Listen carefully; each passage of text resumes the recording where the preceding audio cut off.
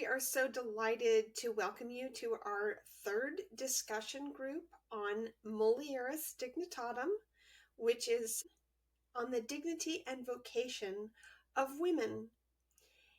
And this apostolic exhortation, we're going to be discussing the image and likeness of God. And here we have this beautiful piece of art from Albrecht Dürer, a woodcut that he made. And we are so delighted to have you with us tonight. So let's get started. Let me introduce the people who are with us.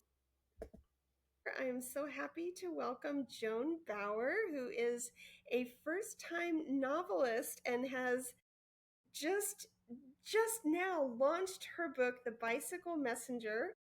I read it. I love it. And Genevieve Kineke, who has been in an amazing couple of weeks here. And you were just in Denver, were you not? I was. I spoke at a women's conference there, 250 women. It was wonderful. There are wonderful women across the fruited plain. It's just beautiful to meet them. Amen. I'm so happy to hear that. It's true. And Margaret, thank you so much for being here tonight. Margaret works at SLU and they're in career fair season. So we are really grateful that people took time tonight to be with us. I'm going to go ahead and get started here with my little PowerPoint and get that part out of the way so that we can actually talk. Ta-da! Can you see that? Yes. Beautiful. There it is. Awesome. Yeah, so Albrecht Dürer is the artist that we selected. So this woodcut that he did of Adam and Eve seemed very appropriate because we are talking about Genesis, going back to Genesis. And I always like to just bring a little bit about the author of Mulieris Dignitatem, which means on the dignity and vocation of women. John Paul the Great, he actually was writing about men and women and their relationship long before even the Second Vatican Council. And so his book, Love and Responsibility, was actually published in 1960. So when he went to the Vatican II Council as a bishop, he was one of the youngest bishops there. His work was very influential and it surprised people. So I always like to bring that up because it's not like he came out of nowhere. I mean, I remember when he became pope and everyone said, "What? A Polish pope?" He was known particularly for this work. So we looked at this each time, but I just keep bringing it up. You know, if somebody has not seen our previous videos, that Humanae Vitae, which is the church's teaching on contraception, was promulgated in 1968. And so this Mulieris Dignitatem on the dignity and vocation of women was written 20 years later by the Pope. So definitely want to keep bringing that up. The main point tonight really is that you and I, we are all created in the image and likeness of God. And we are the top, we're the pinnacle of God's creation. And so we find our purpose there.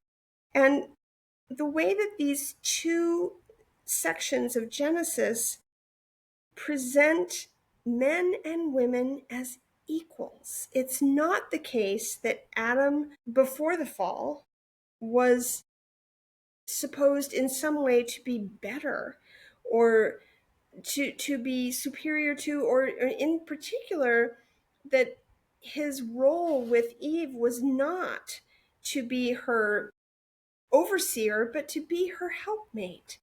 And so this is what we're unpacking tonight. To say that man is created in the image and likeness of God means that man is called to exist for others, to become a gift.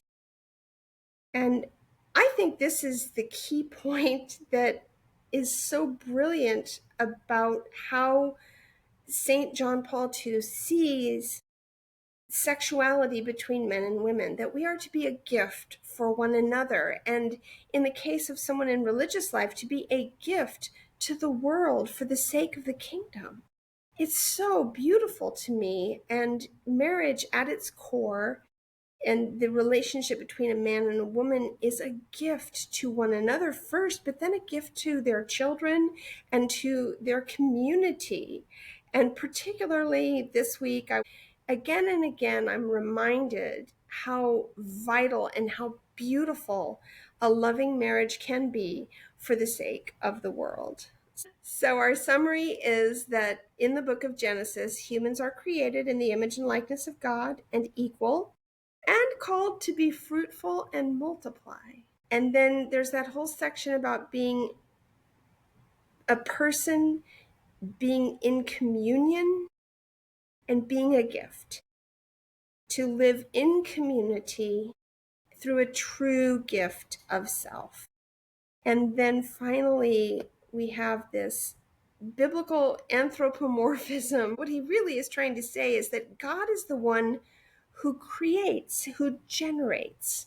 He's the one that all of our creativity stems from. And so therefore, he transcends creation. We participate in creation as human beings, and everything that a woman is and everything that a man is encompassed in God, who is not like us. And like, we're created in his image and likeness, but we are not actually God. We are like God. And so he includes all characteristics of both men and women.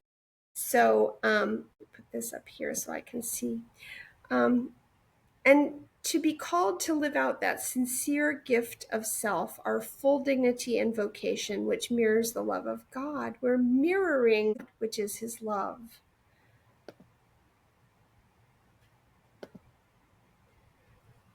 So we must nevertheless seek in God the absolute model of all generation among human beings. Questions! Here we go. So these beautiful questions come from a wonderful meditation that Genevieve Kineke did 20 years after Mulieris Dignitatem was first released. She wrote a beautiful set of meditations. So these first two questions are from her book, and the last two questions are from our Bible study in My Secret is Mine. So let's get started. The human generation has been entrusted to the cooperation of men and women. How do human constructs that seek to evade this reality harm children and reconfigure the culture? This was a little bit larger question that Genevieve, do you want to pick that apart a little bit so that people will understand what we mean by human constructs? Well, the construct that we use that was a gift from God is the sacrament of matrimony. And the sacrament of matrimony is ordered to the procreation of children. And in God's eternal plan, his extremely wise plan, he knew that even despite the original sin and the fall from grace and all of the vices that just permeate the culture all sorts of ways, children flourish when they are in a relationship with both mother and father, and the mother and father are dedicated to each other and the well-being of the child. So you've got this little trinity going on, and it's not just one child. God willing, it's 3, 4, 7, 8 children, however many children it is. But this trinity in miniature is there in that the child sees the dedication of the mother and father to one another, and he hopefully experiences the love of each for himself or for herself, and in that is able to grow and flourish to be his best self. So unfortunately, it's amazing what a decade can do, especially what 2 decades can do. None of the social constructs that we're dealing with in this day and age were even on the horizon when this book was written. I believe 2007, 2008. I can't remember the year that it Yeah, was written. it was. Then the gravest problem was divorce or single parenthood or children growing up without this nurturing construct of mother and father in a lifelong union. I think that all that John Paul II was dealing with, on the horizon, which began, early in the century, was the proliferation of divorce, which all statistics show harms children. But starting in the 60s and escalating beyond the 60s, we not only had growing numbers of marriages ending in divorce, but then we had children deliberately created apart from the marital union. Women just simply saying, I want a child and I don't need a husband. And of course, now we have same sex unions and all sorts of other constructs that are completely beyond the purview of what God planned for us when he saw marriage as this icon of the Trinity. So, the statistics aren't good. We see a proliferation of all sorts of self-harming behaviors from small things all the way to self-harm to suicide. You've got listlessness, you've got depression, you've got all sorts of difficulties in school. Um, and this, we're not going to simply blame mothers having to go into the workplace. Women have to work for many, many, many reasons, and they do the best they can with their infants in those vulnerable years. But I think a lot of people, this is just one of my pet peeves, laugh about children needing their coloring books and their safe spaces and their trigger warnings. And I understand completely with the lack of confidence, the lack of safety in their earliest, most vulnerable years. They're constantly shifting landscape. Yes, children are very fragile. I think that it's important to look at the reasons why and see what we can do to heal them. Love that, Genevieve. Just this idea that it's up to us, like you said, not to laugh, but to help. We should think of that on our own. But Yes. there's a lot of corruption in our minds around childhood and marriage, that as we get acculturated to these practices that, like you said, were outside God's plan, and you find yourself laughing at someone, that's a real wake up call, I think, for Yes. everyone. And Yeah. I think that those who come from intact marriages realize even they have their trigger points, their wounds, and if they will consider even how debilitating those wounds can be from an intact family, imagine the latchkey children, the children who have to uh, worry about violence in their neighborhoods and in their schools. You would never set out to deliberately do something that you would think would be harmful, to your children. And at the same time, um, it is really humbling when you bring that baby home and this child you're so responsible for, it's your responsibility. And in the larger culture, there's a lot of negative messages about, oh, when are you going to get your me time as a mother? And you've just got to get a good night's sleep. So you're going to have to let that baby cry until they figure it out. And I remember just, I was not personally able to do that. People would say to me, you're wearing yourself out. You're doing this wrong. This is not good. And yet it was very meaningful to me that they needed me. And it, in some ways, I found it very healing as well. And looking at the larger culture and how people talk negatively about the child and about how much work it is to raise a child.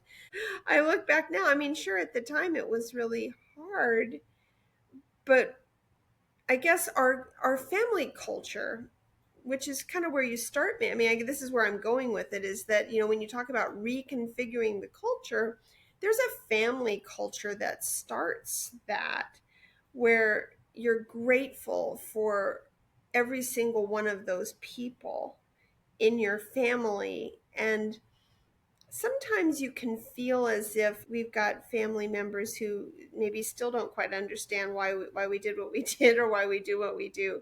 But to receive them with the same amount of love that we give to all of the children in our family is that's where I like to start with that reconfiguring. And I feel like, in a sense, when you zoom out and look at, the whole culture we live in now, it's almost as if on multiple different points, people have said it's just like the bar that God has set for us is too high and we can't clear it. So let's lower the bar and see what happens. And then you end up in a thoroughly modern mess. And it's just like, yes, the bar is high, but maybe that's like God's way of teaching you to depend on grace. Is I know you can't clear this bar by yourself. So that's what Exactly. it's very The grace humbling. is there, which is why the church begs for sacramental unions, because there you have the channel of grace itself for the work that's put before you. And, diminishing numbers of couples are getting married in the church and living lives of, trying to stay in a state of grace, not understanding that all of that is armor, ammunition, whatever you want to say, for the battle of keeping that family together and helping it to thrive. God has given us the mechanism to do this. And so you see a lot of people who say, "Oh, we don't need marriage, or we don't need to be married in the church, or we'll get married according to our own lights, or everything else."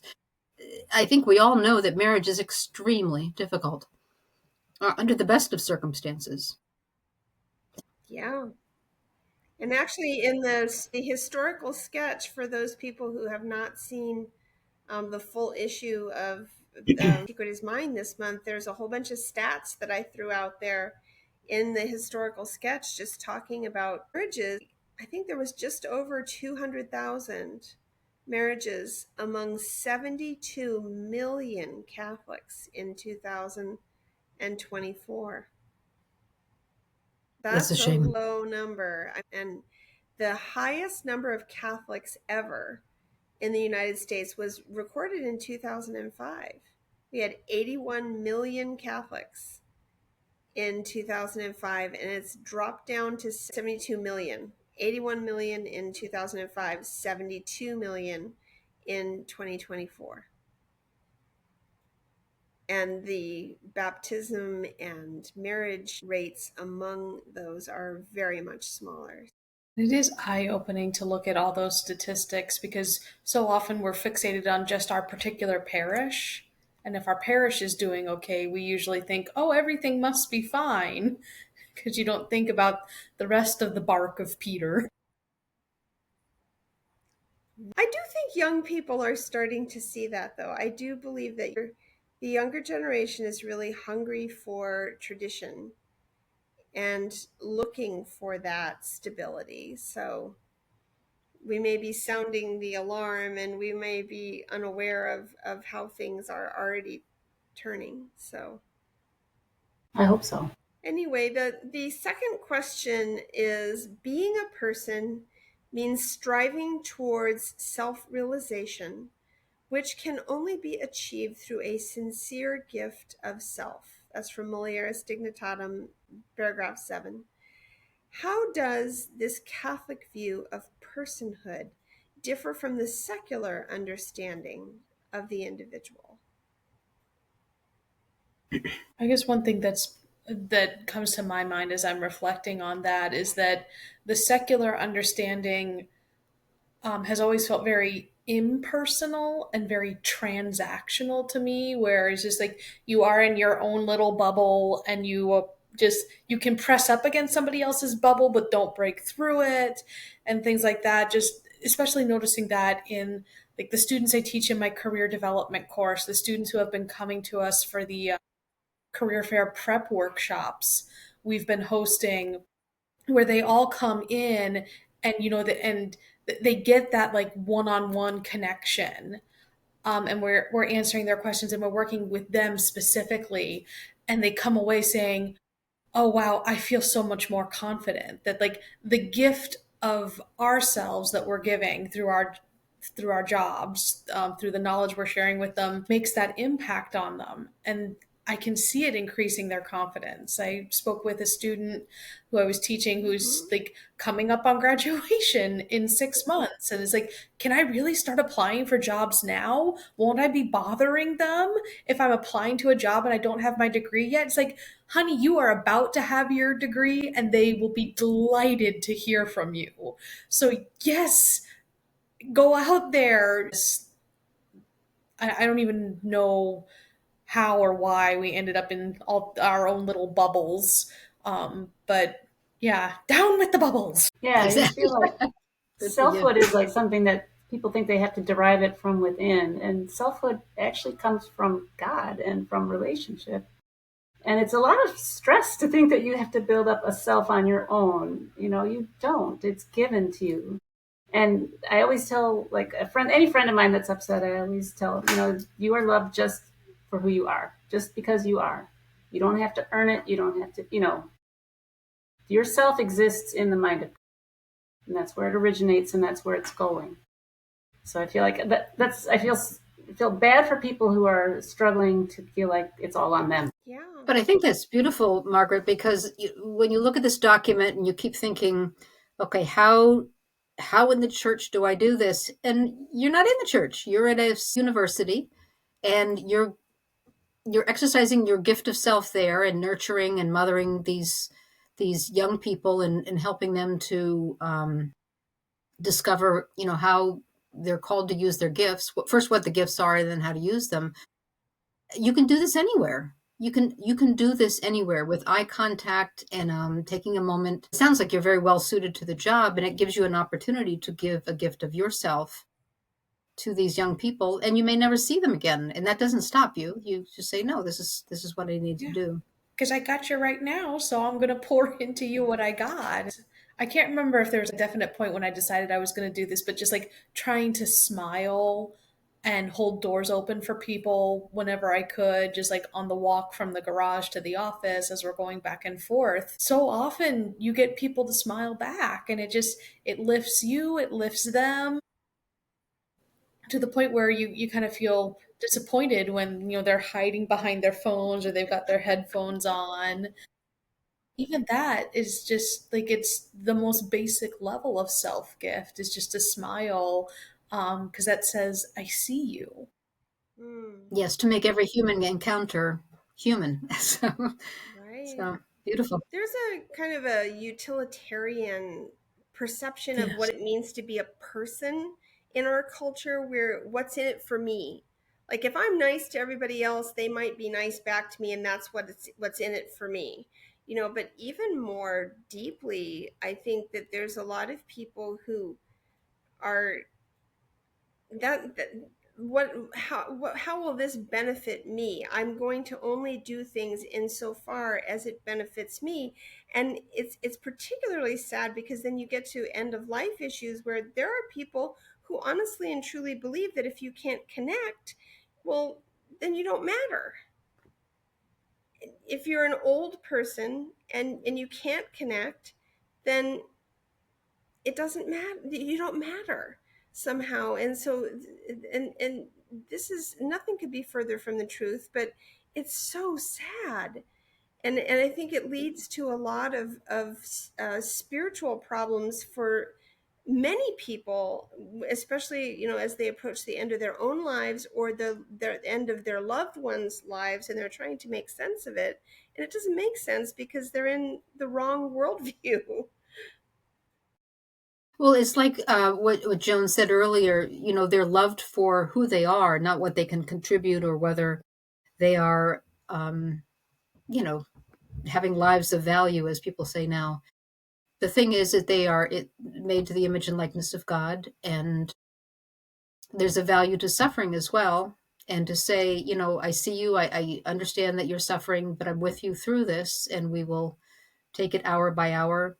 as long as God allows this to happen. It's very difficult. I've always had I'll admit, an animus against large cities, because it seems in large cities that nobody wants that human interaction. Yeah. And I can understand that it's probably exhausting. You're surrounded by hundreds, if not more, people every day, and you can't have eye contact with them all. You can't give yourself as you're walking down the street. Nobody, if you were smiling at everybody, they would think you were a lunatic. And so I find it very frustrating to be in a situation where nobody wants a human encounter. You go in a store, you buy it, everybody's heads are down. They make you a sandwich, their head is down. And nobody wants a moment with you because you're one among hundreds of people they'll see that day. And I don't know if any of you have experience in large cities. I don't know how we stay human in such a setting. I actually just attended a talk. This was hosted by my parish just this last Sunday, a talk on courtyard urbanism, and just kind of recommending like the European style of, I'm calling them mini high rises, where they're Okay. basically those buildings that are built, shoulder to shoulder against each other with a sealed courtyard in the middle. And it's multifamily housing. It's like single apartments, 2-bedroom apartments, and then the bottom level is all like commercial. And just how that setup by itself enables you to start creating a community, even in the midst of all that, big hustle and bustle of the city, because you're um, sharing a courtyard, sharing a building with all these different diverse peoples, and how that contributes that opportunity to maybe I can't smile at everybody as I'm walking down the street, but I can smile at the people who I know from my building. Okay. To And break it's it down just, into bite-sized pieces, yeah. something manageable. We can jump to the third question there. Sometimes two sets of people can have two very different but valid accounts of a momentous occasion. Which account of creation in the book of Genesis is more meaningful to you, and why? It reminds me of a quote. I think it was a Miss Manners column, and she said that the reason you invite a married couple to your party together, but then you separate them because they tell the same stories, but they tell them differently. This is true. This is true. Obviously, as maybe it's a romantic side, but I do like this the creation of Eve after all of the animals, after Adam names all the animals and is still lonely, and then Eve is created while he's asleep, and he awakes and is astonished. She takes his breath away, and she in that account is the pinnacle of creation. Yes, the other account is equally valid and is teaching something else, but this one plumbs into the relationship between the man and the woman. It sets him up as a steward and as the primary creation, but just because he's created first doesn't mean that he is more to the image and likeness of God. Obviously, we know that both men and women are, and we can talk more about that, but that's the one I like better. Yeah, I think it emphasizes more fully the complementarity. I'm not sure if I said that right. Complementarity of men and women, Yes. and just the sort of the tension in which the personhood exists between them, because we really do. I think anyone who's been married has to admit that men and women are different, and approach things differently and bring different gifts. And it isn't until you have them both in tandem and interacting that you get this sort of synergy going, which I like to think is that synergy is in the image of God too, as God is a community of persons. I think it's Bishop Barron who says that. So I do like this creation story for that reason, in terms of, it's kind of a cliche to say, oh, you complete me, I found the person who completes me, but in a way you do. Yes. Yes. Especially once you enter that sacramental union, you found your person, that creativity of God is continuing and completing you as a person in relationship. I think just kind of it's a bit of a tangent, but I think the book that I always feel like taught me the most about like marriage and human love was actually A Grief Observed by C.S. Lewis, and just looking at the way he wrote about his wife. And at one point, he just kind of talks about that some of that synergy, where it's just like, what was she not to me? He throughout the book he calls her H. What was H not to me? She was my teacher and my student. She was like a mother to me and also like a daughter to me. And at all times like my helpmate, my equal, like my other half. And that I think it is that same Genesis account where Adam can't find anyone like himself until Eve comes along. And the astonishing thing is that I don't know the age, but I mean, C.S. Lewis married relatively late in life. I mean, it was not like they were both 20 and embarking on this lifelong union. Already Margaret, do you knew remember that how she old? had cancer. They already knew she Right. was dying when they married. Yes, yes. But it's back to the stories. It's funny that really reminded me of of going places and overhearing in another room my husband telling a story, and I just being, he doesn't get it. He's missed all the important details. He's telling it. He is telling it from a very different point of view. I would tell it very differently. But you agree to disagree. You can't get hung up on the fact that he remembers everything wrong. Poor guy. Yeah.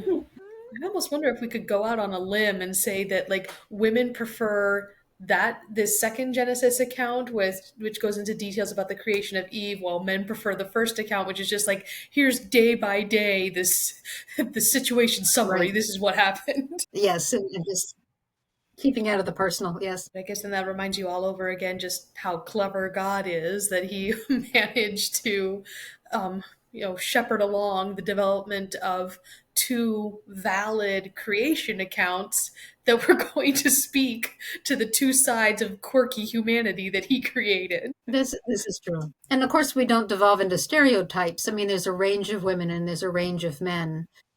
And sometimes we look sideways at other people's marriage and we're just astonished, like, how did you divide it up that way? But different personalities need different things. I think as long as the basic construct is there, that they, as when the church looks for, what makes a valid union, it's this openness to life and this intention to remain in the bond until death do you part. I mean, that's all it takes, and for the grace to flow and for you to live it how your particular union needs to be lived. Yeah.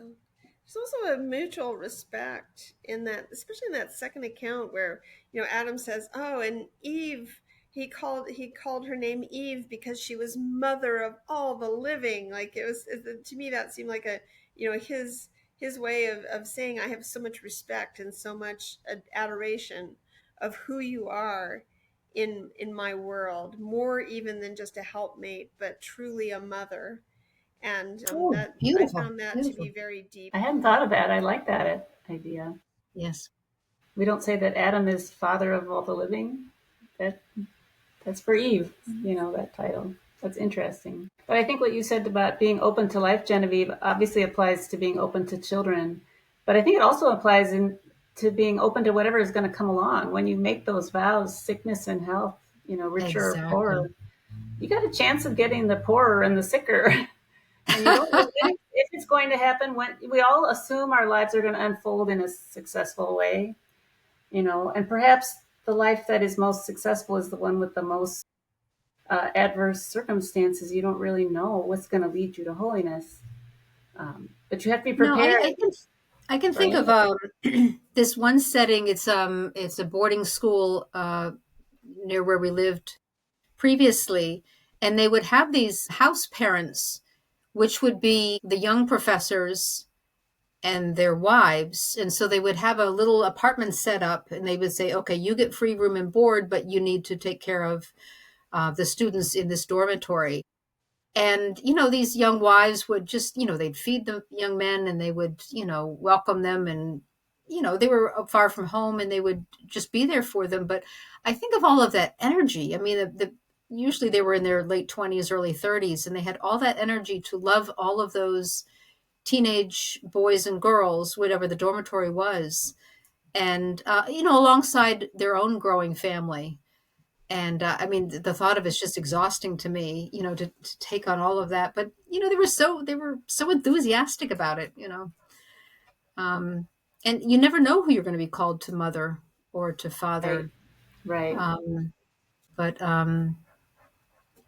so many times a man's career really benefits by the wife being entirely involved as much as he wants her to be. And, um, you know, there's all sorts of things she can do to help him at the office or at school or whatever his job is.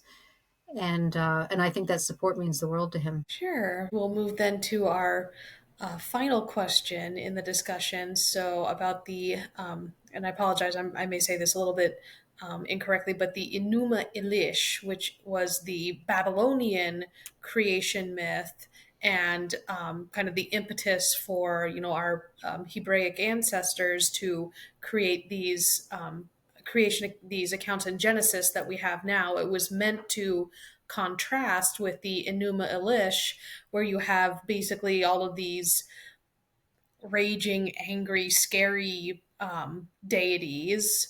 Um, and while we have our stories in which, represent, the Jewish beliefs about God and our beliefs about God, that God is good and kind and loving, in addition to being all powerful and almighty and the ultimate authority of the universe.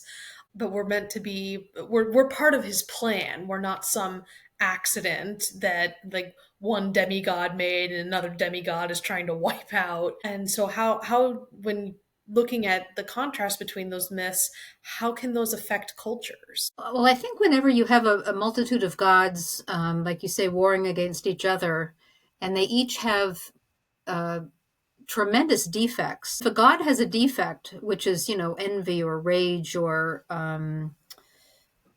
just whatever his defect may be, there's no reason why a person shouldn't have that quality as well. There's no moral scale that says this is a vice and this is a virtue. I mean, I can think of the Norse gods and people trying to imitate the quirkiness of the Norse gods and thinking it was a great delight. But as St. Augustine had said, peace is the tranquility of order. And with one God who is love himself and the model of all virtues, the only way that you're going to have order in life or peace in life is by embracing the order of living virtue and trying to get rid of vice as much as you possibly can. Is a challenge. It's a challenge because in every culture there are people who do give in to their vices, and then depending on their you know outsized personalities, sometimes those vices end up crushing a culture. Um, Yeah. it's hard to say, but yes, a one loving God is the source of peace and tranquility in a culture. I think John Paul points out too that we are made the only creatures made for their own sake, for God to take delight in.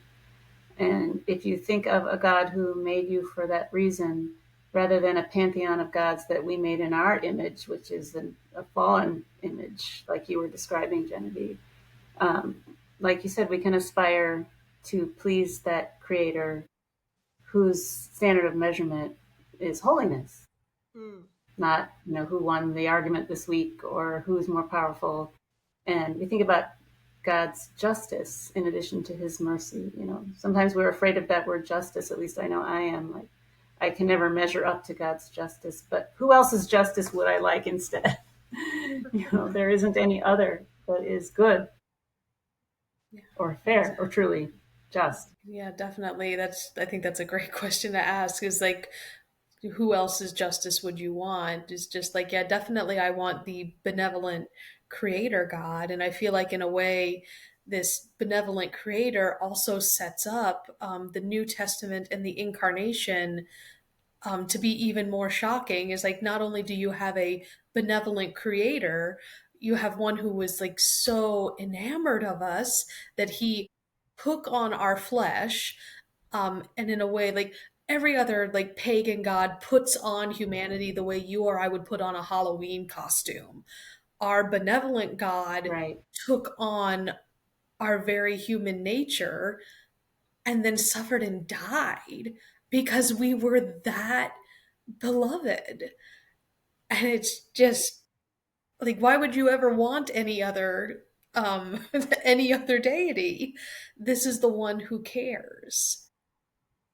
Yeah, the bridegroom, when you come down to that, the woman in the Bible as a model for the church and Christ as the bridegroom. This image back to marriage and back to that complementarity, that receptivity to God that is built into us. And rather than a power struggle, I mean, the Christian view of marriage and the Christian understanding of the bridegroom is that his job is to lay down and die for the bride. There's no power struggle there.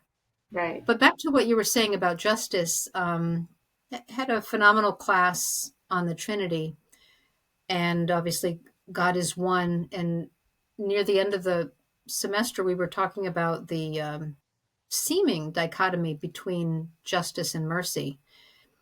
And we keep thinking that the mercy tempers the justice and tamps it down and allows it to just drop to a simmer as opposed to flashing out and burning us. And that's not it at all. The mercy is founded on the justice because in justice, God said, I made you. And because I made you as you are, and this is the situation, I owe you certain things. It's not as though he owes us mercy because we don't deserve the love that we get, certainly. But it's not as though there's a tension between justice and mercy. There can't be a tension because God is one and God is perfect justice and perfect mercy. But it's actually the mercy that drives the justice because of his love for us and his understanding of our situation. So yes, I will cling to both the mercy and the justice, knowing in a loving God they are going to be for my benefit if I will simply cooperate and Yeah. And curb my vices. unfathomable in all directions. Yes. I like that. I like that reading very much. That's a very consoling thought. Yeah. It brings to mind that phrase is just like, you will never outdo God in generosity. So by, having Right. perfect mercy and perfect justice, you have that, again, that image of just like that, the overflowing cup, the good measure. Is just like, oh Mhm. yes, of course I understand. And I understand everything you're going through. Here's what you did right. Here's what you did wrong. And here's how we're going to fix it.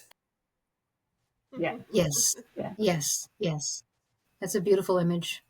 And sadly not one, in the vast fatherlessness that we're suffering, the younger generation is suffering now. Often they don't see that view of fatherhood. I don't know how to fix that. That's for the Yeah. men to fix. All I can say to women is, please forgive the men who have harmed you, and see if you can find a relationship with a man that will benefit the children in your life. It's tragic, utterly tragic that children don't get to see the image of God the Father through the men in their lives. And I think it is the women's job to call that out in the men. I really do think so. They're not going to get there without our help. And somehow without mothering them, but using what I think John Paul called the feminine genius to bring it out of them as best we can. Yeah. Give them that chance to give themselves. I feel like that's what's being denied to them. People say to them in our culture, we don't need you. We get along without you. What does that do to Right, you? Do you think no right. one needs you in the home? No, your kids don't need you, or we don't want And you the involved. feminine quality that Edith Stein talks about is receptivity. So to receive the gifts of the men Hmm. might not be what you would have chosen, but you just say thank you, thank you. Yeah. That's from the heart. That's beautiful. This has been amazing just to get to come together and share all this. This was great discussion tonight. So thank you, Genevieve. Thank you, Joan. Thank you, Kristen. So I will go ahead and close us out with a prayer here as we're wrapping up. And this is a prayer, it's titled the August Queen of Heaven, and not August the month, more in the old meaning of the word, something. I always kind of think of it as steady and robust and strong. So then, in the name of the Father, and of the Son, and of the Holy Spirit, amen. August Queen of Heaven and Mistress of the angels, thou who hast received from God the power and the mission to crush the head of Satan, we humbly ask thee to send to us thy heavenly legions, so that under thy command they may pursue the demons let loose upon the earth, fight them everywhere, vanquish their audacity, and drive them back into the abyss. For as the cry of Michael says, who is like unto God? Good and tender Mother, thou shalt ever be our love and our hope. O Divine Mother, send the holy angels to defend us and repel far from us the cruel enemy. Holy angels and archangels, defend and keep us. Amen. Amen. Wow. Beautiful. What Good a one. beautiful prayer. And I just that sounded like the one we need in our day and age. Yes. Very good. This was delightful. Thank you Very again much. so much to each one of you, and looking forward to doing this again next month. I meant at the beginning to play the Cole Porter song because some people may not know it, so I may splice that into the beginning because some people maybe have never heard that song about birds doing it, bees doing it, even educated fleas do it. Let's